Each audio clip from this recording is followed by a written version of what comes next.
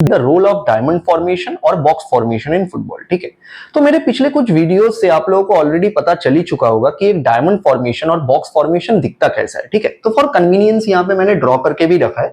तो एक box formation एक बॉक्स जैसा दिखता है, तो इसके हर एक कोने पे एक एक तो प्लेयर रहता है और ये लोग आपस में एक बॉक्स फॉर्मेशन में आ जाते हैं, इसीलिए इसको एक बॉक्स फॉर्मेशन कहा जाता है। ठीक है, and at the same time इसी को अगर हम लोग थोड़ा सा टिल्ट करके देखें या थोड़ा सा रोटेट करके देखें तो यही बॉक्स फॉर्मेशन एक डायमंड की तरह दिखता है, जहां पे हर एक कोने पे एक एक प्लेयर रहता है। ठीक है, अभी हम लोग को पहले समझना पड़ेगा कि इसका यूटिलिटी क्या है। चलिए एक रियलिस्टिक एग्जांपल से समझते हैं कि ये डायमंड फॉर्मेशन और बॉक्स फॉर्मेशन क्यों इंपॉर्टेंट है। ठीक है, तो लेट्स से फॉर एग्जांपल हम लोग पकड़ के चलते हैं कि ये जो प्लेयर है ये अपोनेंट का गोलकीपर है। ठीक है, ये जो प्लेयर है ये अपोनेंट का सेंटर बैक है, ये जो प्लेयर है ये अपोनेंट का राइट बैक है, ये जो प्लेयर है ये अपोनेंट का राइट विंग है, और ये जो प्लेयर है ये अपोनेंट का सेंटर मिडफील्ड है। ठीक है, and at the same time ये जो प्लेयर है ये भी अपोनेंट का एक लेट्स से डिफेंसिव मिडफील्ड है। ठीक है, तो now if you guys look at this scenario, ठीक है, आप लोगों को ऑलरेडी दिख रहा होगा कि ये जो 5 प्लेयर्स है ये 5 प्लेयर्स 2 तरीके के डायमंड्स फॉर्म कर रहे हैं। पहले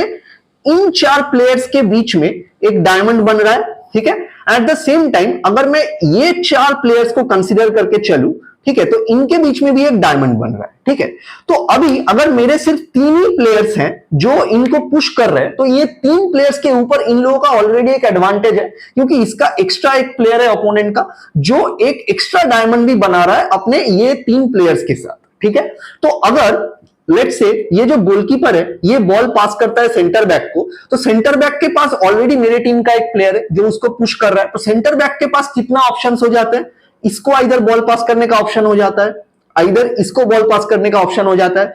इसको वो बॉल इसीलिए पास नहीं करेगा, मतलब अपने सेंटर मिडफील्ड को, क्योंकि मेरा एक प्लेयर ऑलरेडी उसके सेंटर मिडफील्ड को पुश कर रहा होता है। एट द सेम टाइम अगर वो ये वाला जो राउट है ये वाला राउट अगर वो लेता है तो इस प्लेयर को भी पुश करने के लिए मेरा एक टीम का प्लेयर है। ठीक है, तो उसके पास एक्स्ट्रा ऑप्शंस क्या हो जाते हैं, ये एक ऑप्शन हो जाता है और ये एक ऑप्शन हो जाता है, और ये दोनों ऑप्शंस ऑलरेडी एक डायमंड फॉर्मेशन में है। ठीक है, तो इसीलिए उसके पास लिबर्टी होता है कि आइदर वो इस डायमंड को यूज करके बॉल को मैन्यूवर कर पाए या तो वो इस डायमंड को यूज करके बॉल को मैन्यूवर कर पाए। ठीक है, तो यही होता है यूटिलिटी ऑफ अ डायमंड और बॉक्स फॉर्मेशन। तो डायमंड का जो यूटिलिटी है या डायमंड फॉर्मेशन और बॉक्स फॉर्मेशन का जो यूटिलिटी है ये हम लोगों ने समझ लिया।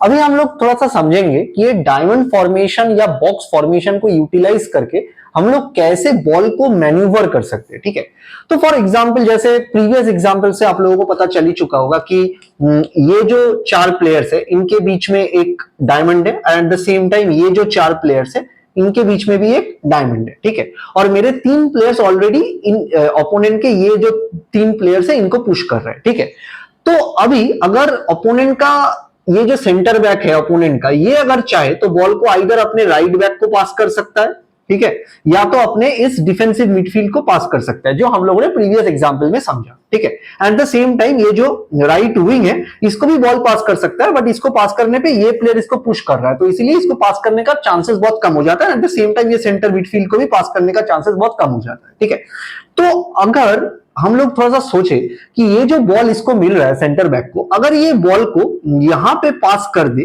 ठीक है, at the same time pass करने के साथ ही साथ अगर ये अपना पोजीशन शिफ्ट करके यहां पे बना ले, ठीक है, जो मतलब दूसरा सेंटर बैक हो सकता है या यही सेंटर बैक अपना पोजीशन शिफ्ट कर ले, एट द सेम टाइम ये सेंटर मिडफील्ड भी अगर अपना पोजीशन शिफ्ट करके यहां पे आ जाए, ठीक है, at the same time opponent का जो लेफ्ट बैक होगा ये भी अगर पिच के इस रीजन में कहीं पे रहे और ये भी अपना पोजीशन शिफ्ट करके अगर यहां पे आ जाए, तो अगर आप लोग देखोगे तो फिर से यहां पे एक डायमंड बन रहा है। ठीक है, तो इसीलिए हम लोग बोल सकते हैं कि ये डायमंड टेक्निकली शिफ्ट हो गया from the right hand side of the pitch to the left hand side of the pitch. तो अभी इस शिफ्ट को काउंटर करने के लिए मेरे भी प्लेयर्स फिर से इनको जाके पुश करेंगे एट द सेम टाइम, तो मेरा कोई भी राइट बैक आके इसको पुश करेगा, ठीक है, मेरा कोई भी मिडफील्डर आके इस राइट विंग आके इसको पुश करेगा, तो ऐसे करके डायमंड शिफ्ट हो रहा है। At the same time ball का मैन्यूवरेबिलिटी भी right hand side of the pitch से लेके left hand side of the pitch पे चल जा रहा है। ठीक है, तो ऐसे डायमंड शिफ्ट हो सकता है from one region of the pitch to the other region of the pitch. ठीक है, एट द सेम टाइम जैसे मैं अभी आपको सिर्फ 4 या 5 एग्जांपल से ही दिखा रहा हूं या 4 या 5 बीट से ही दिखा रहा हूं, तो अगर मेरे टीम में तो और भी ज्यादा प्लेयर्स है, राइट, और या ओपोनेंट के टीम में भी और भी ज्यादा प्लेयर्स रहेंगे, तो वो भी अगर अपने पोजीशंस को सही से इनके पोजीशंस के हिसाब से शिफ्ट कर पाए तो वो भी इनके हिसाब से एक डायमंड बना सकते हैं, ठीक है। एट द सेम टाइम अगर वैसे डायमंड बनाते हैं ये लोग तो एट द सेम टाइम वो लोग बॉल का मैन्यूवरेबिलिटी भी बहुत अच्छे से कर सकते हैं और क्लोज कंट्रोल पासिंग भी ये लोग बहुत अच्छे से कर सकते हैं, ठीक है। तो ये हो जाता है डायमंड का actual utility and its implementation in the terms of shifting from one half of the pitch to the other half of the pitch और from one region of the pitch to another region of the pitch, ठीक है।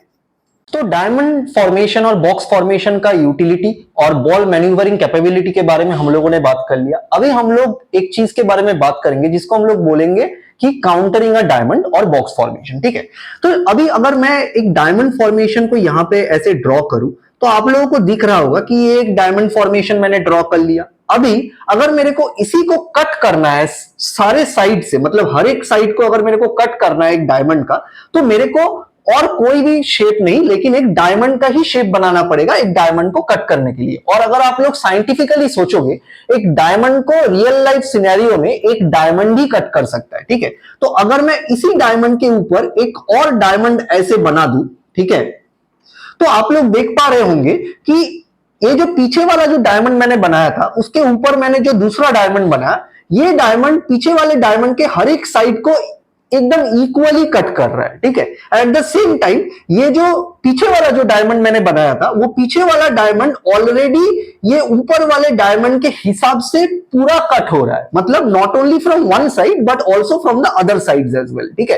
तो ऐसे ही हम लोग एक diamond formation को counter कर सकते हैं। तो चलिए समझते हैं एक रियल लाइफ एग्जांपल से कि कैसे ये काउंटर किया जाता है। मान लेते हैं कि ये जो चार बड़े वाले जो बीड्स है ये मेरे ओपोनेंट है, तो मैं इनको मार्क कर देता हूं ओपोनेंट, ठीक है।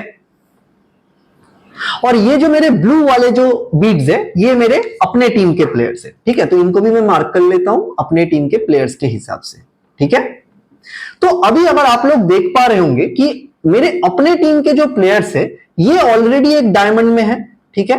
यहां पे मैं अगर ड्रॉ करके दिखा दूं आप लोगों को तो आप लोगों को पता चल रहा होगा कि ऑलरेडी ये लोग एक बॉक्स और डायमंड फॉर्मेशन में, ठीक है। At the same time opponent के जितने भी प्लेयर्स है इनके बीच में एक और डायमंड बन रहा है, ये भी मैं आपको ड्रॉ करके दिखा देता हूं, ठीक है। तो that is how a diamond is form, ठीक है। तो यहां पे दो डायमंड्स बन रहे हैं, एक मेरे टीम के प्लेयर्स के हिसाब से एक डायमंड और बॉक्स फॉर्मेशन बन रहा है और दूसरा जो अपोनेंट टीम के प्लेयर्स के हिसाब से एक डायमंड और बॉक्स फॉर्मेशन बन रहा है, ठीक है। तो जैसे मैंने आप लोगों को पहले बताया कि एक डायमंड को डायमंड ही इफेक्टिवली कट कर सकता है, तो यहां पे अगर आप लोग देखोगे कि अपोनेंट का जो डायमंड है ये वाला जो डायमंड इसको कट कर रहा है मेरा टीम के प्लेयर्स के बीच में जो डायमंड और बॉक्स फॉर्मेशन बन रहा है ये डायमंड इसको कट कर रहा है, ठीक है। लेकिन ये कट करने के बाद तो ये काउंटर तो मेरा हो गया, तो इसका मतलब है कि अगर गोलकीपर से इस प्लेयर को बॉल मिलता है तो इस प्लेयर को मेरा ये प्लेयर या तो ये प्लेयर पुश कर सकता है। At the same time goalkeeper अगर इसको बॉल पास कर रहा है तो मेरे ये दो प्लेयर्स इसको जाके पुश कर सकते हैं। एट द सेम टाइम अगर गोलकीपर से बॉल इस प्लेयर को मिल रहा है तो मेरे ये दो प्लेयर्स आके इसको पुश कर सकते हैं। एट द सेम टाइम अगर सेंटर बैक से लेके बॉल इसको मिल रहा है तो मेरे ये दो प्लेयर्स आके इसको पुश कर सकते हैं, ठीक है। लेकिन आप लोगों के मन में अब एक सवाल आ रहा होगा कि पुश करने के बाद बॉल विन कर लिया, ठीक है, लेकिन बॉल को डिस्ट्रीब्यूट कैसे करें, ठीक है। तो उसके लिए क्या जरूरी है, उसके लिए एक एक्स्ट्रा प्लेयर का होना जरूरी है जो इस डायमंड के इस बीच वाले जो जोन है, ये वाला जो जोन है यहां पे आके खड़ा रहे, ताकि मेरे टीम के प्लेयर्स जो बॉल विन कर रहे हैं, ठीक है, बॉल विन करने के साथ साथ ये वाला प्लेयर उनसे बॉल मांगे, like give me the ball, ठीक है। And once this player receives the ball, ये इस बॉल को यहां से लेके मैन्यूवर कर पाए to the other regions of the pitch और between all other players belonging to this team, ठीक है। तो ऐसे एक डायमंड फॉर्मेशन को काउंटर किया जाता है और बॉल विन करने के बाद ऐसे बॉल को मैन्यूवर किया जाता है। तो अभी तक हम लोगों ने एक डायमंड और बॉक्स फॉर्मेशन के यूटिलिटी के बारे में बात कर लिया, उसके बॉल मैन्यूवरिंग कैपेबिलिटी के बारे में बात कर लिया और कैसे एक डायमंड और बॉक्स फॉर्मेशन को हम लोग काउंटर कर सकते हैं उसके बारे में भी हम लोगों ने बात कर लिया। तो अभी आते हैं कुछ बेसिक एडवांटेजेस और डिसएडवांटेजेस पे जो डायमंड और बॉक्स फॉर्मेशन के साथ एसोसिएटेड है, ठीक है। तो डायमंड और बॉक्स फॉर्मेशन के बहुत सारे एडवांटेजेस है, लेकिन उनमें से कुछ की एडवांटेजेस है जो मैं आपको बताता हूं। The first one is close control football, ठीक है। तो एक डायमंड और बॉक्स फॉर्मेशन को यूज करके आप क्लोज कंट्रोल फुटबॉल बहुत आसानी से खेल सकते हो। Number 2 is easy ball manoeuvrability, मतलब एक डायमंड और बॉक्स फॉर्मेशन को यूज करके आप बॉल को बहुत इजीली मैन्यूवर कर सकते हो। And the third most important advantage is that कि आप एक डायमंड और बॉक्स फॉर्मेशन को यूज करके कोई भी एक फॉर्मेशन को काउंटर कर सकते हो, ठीक है। So these are some of the key advantages of the diamond और बॉक्स फॉर्मेशन। बट इसके साथ साथ कुछ डिसएडवांटेजेस भी है। डिसएडवांटेजेस क्या है?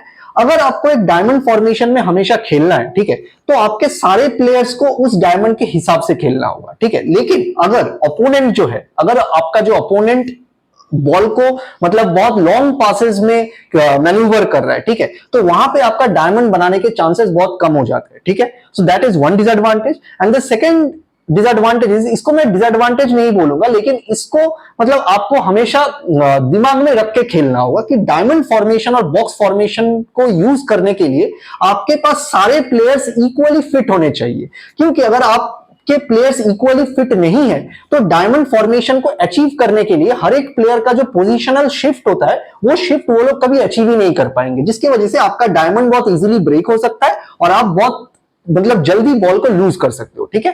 So these are some of the advantages and disadvantages of the diamond और बॉक्स फॉर्मेशन। मैं आशा करता हूं कि ये वीडियो आप लोगों को अच्छा लगा होगा। And if you like the content of this video then please don't forget to like, share and subscribe. And also don't forget to hit the notification bell, ताकि आप लोगों को रिसेंट वीडियो अपलोड्स के बारे में नोटिफिकेशंस मिलते रहे। और अगर आप लोगों को लगता है कि इन पर्टिकुलर टॉपिक्स में से जो हम लोगों ने आज डिस्कस किए, इन टॉपिक्स में से अगर आप लोगों को लगता है कि मैंने कुछ मिस कर दिया हो, then please drop a comment in the comment section. मैं कोशिश करूंगा कि उसके ऊपर भी एक डिटेल वीडियो बना के अपलोड कर पाऊं। So thanks again for watching this video. मिलते हैं अगले वीडियो में।